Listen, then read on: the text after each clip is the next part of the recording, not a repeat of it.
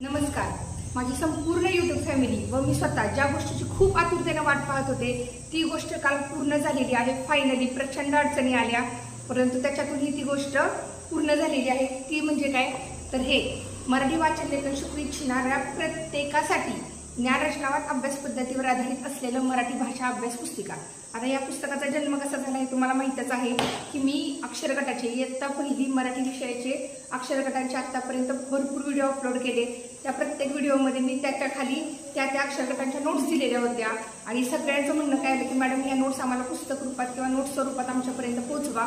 मग नोट्स देणं प्रत्येकाला पॉसिबल नव्हतं कारण जवळजवळ प्रत्येकाच्या मी हे सगळं दुरेगी वहीमध्ये लिहिलेलं होतं आणि दुरेगी वहीमध्ये लिहिल्यानंतर जवळपास या सगळ्यांचे अक्षरगट 1 ते 9चे वाचन पाठ शब्द वाक्य अक्षर हे सगळं मिळून जवळपास 800 ते 900 पानं होत होती. का तर दुरेगी वही होती. 800 ते 900 पानं प्रिंट काढणं कोणालाच परवडल्यासारखं नव्हतं.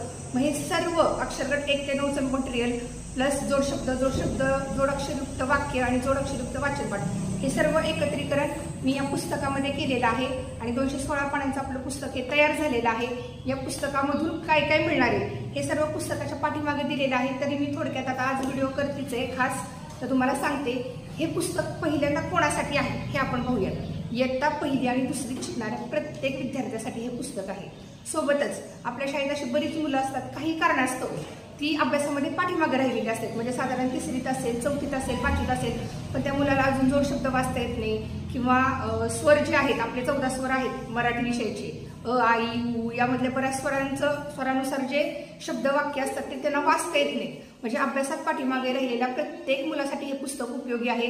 सोबतच आता आपल्या मराठी भाषेला अभिजात भाषेचा दर्जा प्राप्त झालेला आहे.